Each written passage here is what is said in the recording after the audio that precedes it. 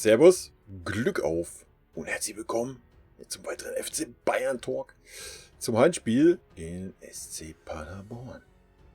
Heute 3-2 gewonnen. Das erwartete komische Spiel.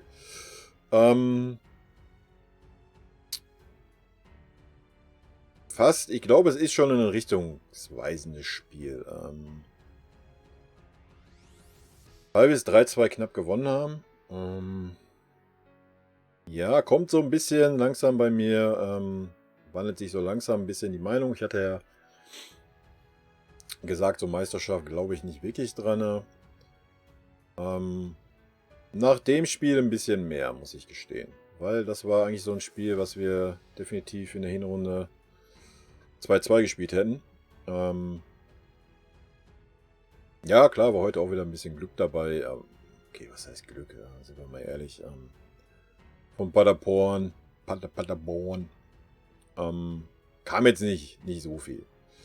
Wo ich sagen muss, die ersten 30 Minuten haben mir ganz gut gefallen von Paderborn. Generell so auch die erste Halbzeit. Sie haben gekämpft, ja. Das muss man mal ganz klar sagen, was viele Mannschaften nicht so tun, nicht so mit Herz. Also das hat man richtig gemerkt. Das hat mir sehr gut gefallen. Zweite Halbzeit, ja, war es aber auch sehr wenig von Paderborn. Allerdings von uns auch, muss man fairerweise auch sagen. Da war auch nicht mehr so viel von uns zu sehen. Ich würde sagen, wir gucken mal eben auf die Statistiken.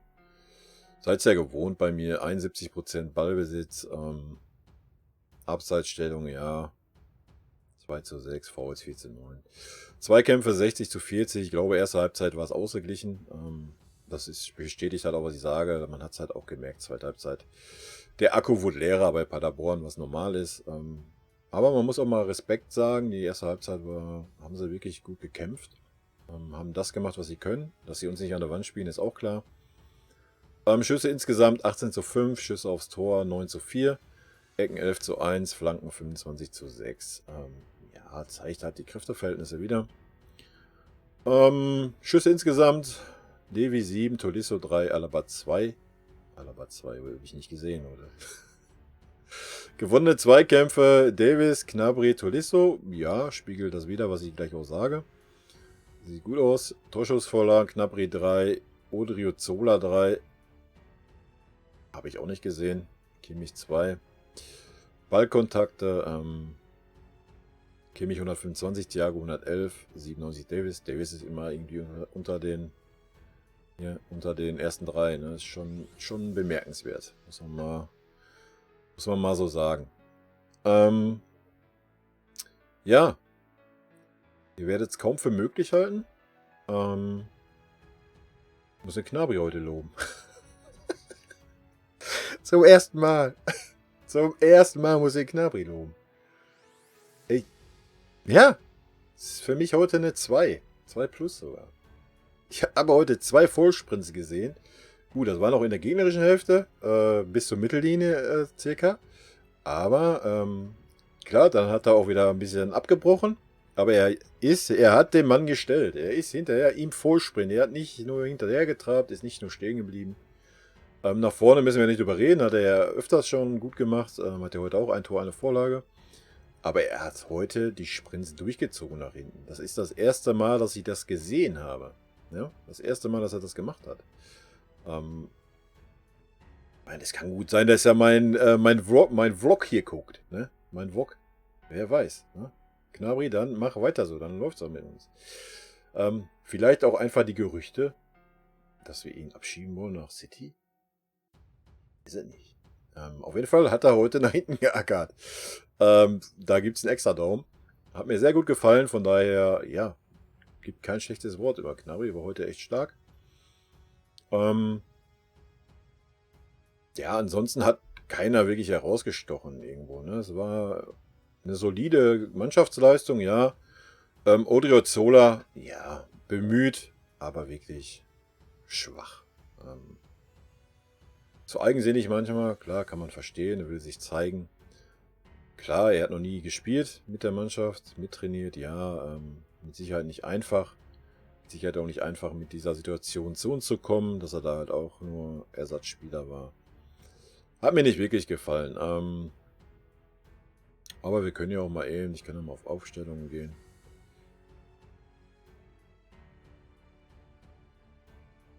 Erstmal generell vielleicht nochmal, ja, ich habe nichts zu meckern zum Spiel, großartig, ja. Wir waren erste Halbzeit bemüht. Klar, zweite Halbzeit haben wir uns ein paar Ruhephasen gegönnt. Zwischendurch habe ich auch mal das Gefühl gehabt, so, ach ja, nee, jetzt möchte keiner mehr wirklich. Wir machen so das 2-2. Das war so 70. Sagen wir so 70. bis 80. Da hatte ich so das Gefühl. Der Koman war heiß, das hat man gemerkt. Der wollte unbedingt. Müller war, ja, wo er reinkam, war er heiß. Auf dem Platz war er eine 6. War gar nichts. Ja, aber da habe ich so das Gefühl gehabt, boah, nee, die wollen nicht mehr wirklich, oder? Na, die sind schon bei Chelsea und ja, dann auf einmal, klar, lag natürlich auch ein bisschen an Paderborn, aber dann auf einmal so ab der 80. hat man so wieder das Gefühl gehabt, jo, jetzt wollen sie nochmal. Und dann endgültig, wo der Zirkzee reinkam, der hat halt einfach nochmal ein bisschen für Verwirrung gesorgt, weil plötzlich noch so ein langer da vorne rumstand. Ja, und das hat geklappt. Hat das Tor nicht gemacht? Nee, hat der Levi gemacht. Aber da hat man das nochmal gespürt und man, auch am Hand des Jubels hat man ja gesehen, wie wichtig es der Mannschaft eigentlich war. Und deswegen, ja, hat mich das ein bisschen unstimmen lassen, muss ich fairerweise sagen. Gut, Noten, ja. Leute, der Neuer war heute nicht ausreichend, ne? Muss man mal so sagen, der Neuer war heute mangelhaft. Ja, er hat noch 2 gut gehalten. Aber er hat natürlich das 1:1 geht auf seine Kappe. Er muss einfach nur durchziehen. Nein, ich weiß nicht, was er da wieder machen wollte. Er war früher sogar am Ball. Wäre er durchgezogen, wäre der Ball weg gewesen. Wäre auch kein Foul, sonst irgendwas, weil er einfach eher am Ball gewesen wäre. Er wollte da wieder irgendwie Hacke 1, 2, 3 Mann den austanzen oder was weiß ich. Ja, war für mich nicht ausreichend heute Neuer, von daher eine 5. Alaba, ja, war jetzt auch nicht so überzeugend wie die letzten Spiele. Will ich eine 3 geben. Kimmich, ja, war für mich auch eine 3. Zweite Halbzeit war er ein bisschen präsenter, aber hat er ja auch so rechte Verteidiger wieder so halb gespielt. Generell diese Versuche mit der Dreierkette, beziehungsweise Fünferkette, Hansi, lass es. Es hat halt einfach gar nicht funktioniert. Und ja, wenn nicht gegen den SC Paderborn, wann möchtest du sonst sowas ausprobieren? Aber nein, es funktioniert nicht. Dann besser mit der Viererkette und dann sind nur 2 hinten. Also, wie oft standen die sich auf 3 Metern auf dem Fuß? Ne? Der Thiago mit dem Alaba, der Thiago mit dem Kimmich oder der Kimmich mit dem Alaba. Die standen 1 Meter nebeneinander. Absolut keinen Sinn gemacht. Nee, kein taktisches Werkzeug, womit wir aktuell arbeiten können. Hernandez, naja, war ein bisschen sicherer, aber ja, weiß ich nicht. Na, eine 3 minus, komm. Thiago, ja, so zweite Halbzeit hat er dann nochmal Latify in die Hand genommen. Vorher war er sehr unauffällig, hat sich sehr zurückgehalten. Und weil der hier halt einfach mit ihrer komischen 3er-5er-Kette da, ich weiß nicht, was das sollte. Das System vorher hat super funktioniert. Ich weiß nicht, was er da jetzt rumtestet, rumfingern musste. Thiago für mich auch eine 3. Tolisso war für mich auch okay, eine 3. Wie gesagt, Odriozola, ja, war bemüht. War ausreichend. Er hat die meisten Sprints angesetzt, generell von allen auf dem Feld. Wie gesagt, bemüht war er ja, aber es ist einfach nicht zusammengelaufen. Davis, ja, auch eine 3, war jetzt nichts Weltenbewegendes. Levi, ja gut, wegen 2 Toren muss ich ihm eine 2 geben, kann es ihm keine 3 geben. Coutinho, mangelhaft, 5. Gnabry, ja, habe ich schon gesagt, Note 2 heute, war super. Ja, weiß ich nicht, Müller, Alter. Gefühlt 80% Fehlpässe. Ich weiß nicht, ob er zu viel wollte, ob er zu heiß war. Ja, eine 4. Mehr war es nicht. Aber nur weil er die letzten 2 Aktionen, die er dann noch hatte, in den letzten 5 Minuten nochmal den Ball zum Gegner gekriegt hätte. Sonst wäre es eine 6 gewesen, Alter. Koman war für mich eine 3. War direkt heiß, war bemüht. Super krassen Sprint nach hinten auch mit angezogen. Super. Zirkzee können wir nicht wirklich bewerten. Wie gesagt, er hat ein bisschen für Verwirrung gesorgt. ja, wird geholfen haben. Auf jeden Fall, dass der Levi da dann auf einmal auch ein bisschen mehr Freiraum hatte. Weil halt noch ein zweiter Langer da halt vorne drin stand. Ja, und das ist halt auch, was die Statistiken sagen. Ne? Davis hat 11 gewonnene Zweikämpfe. Gut, wenn du den Wert nimmst, muss ich ihm eigentlich sogar eine 2 geben. Gnabry hat 7, für den Offensivspieler natürlich stark. Tolisso hat auch 7. Ja, wie ich sagte, Tolisso war für mich auch okay.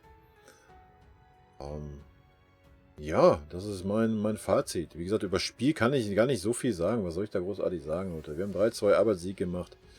Es war klar, dass wir uns heute nicht 110% verausgaben. Man hat das gemerkt. Wir haben so, ich würde sagen, mit 80% gespielt. Mehr war es nicht. Hätte der Neuer nicht das Ding gehabt, hätten wir wahrscheinlich noch das zweite in der ersten Halbzeit gemacht. Und dann hätten wir es irgendwie in der zweiten Halbzeit nochmal durch den Konter das dritte gemacht, hätten es nach Hause geschaukelt.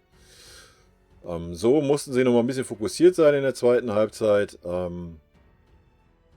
Ja, aber da müssen wir uns ja auch nichts vormachen. Das war halt auch so dritter Gang, würde ich sagen, was wir gespielt haben heute.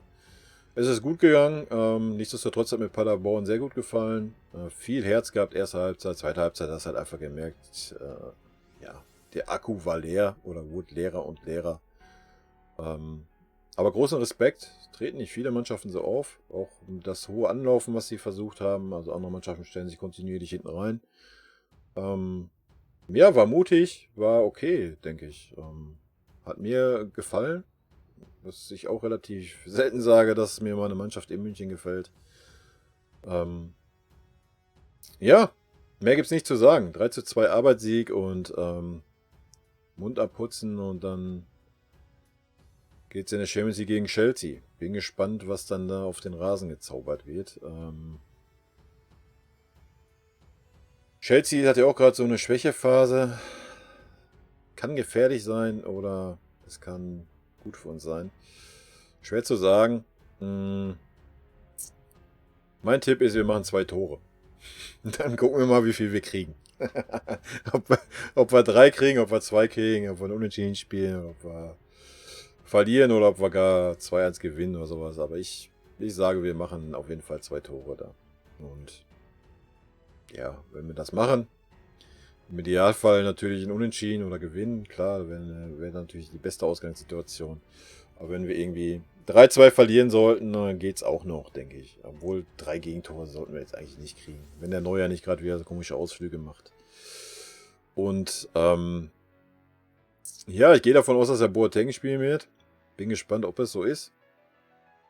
Haben wir ja auch viel draufgehauen in den letzten Wochen, aber in der letzten Zeit haben wir ihn ja auch gelobt. Und man muss einfach sagen, es war auch wenn er nicht mehr der Schnellste ist und so weiter, der weiß ja, wo seine Defizite. Ich quatsch schon wieder zu viel.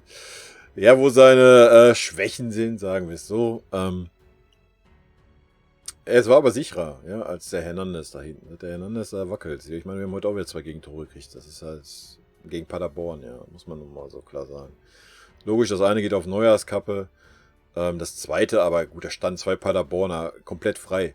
Ja, das kann natürlich auch nicht sein im 16er. Also da müssen wir uns auch nichts vormachen. Hat der Neuer noch gut gehalten. Und dann stehen da 2 Paderborner blank. Also, Leute, das geht halt auch nicht, ne? Gut, das ist meine Meinung. Ich wünsche euch ein schönes Wochenende. Rot-weiße Grüße gehen raus. Und ich würde sagen, wir hören uns ja, eventuell Mittwoch oder Donnerstag. Ich werde mal gucken, wie ich so Champions League-mäßig, ob ich danach dann noch ein... Jawohl, da habe ich keinen Mittwoch, ich keine Zeit.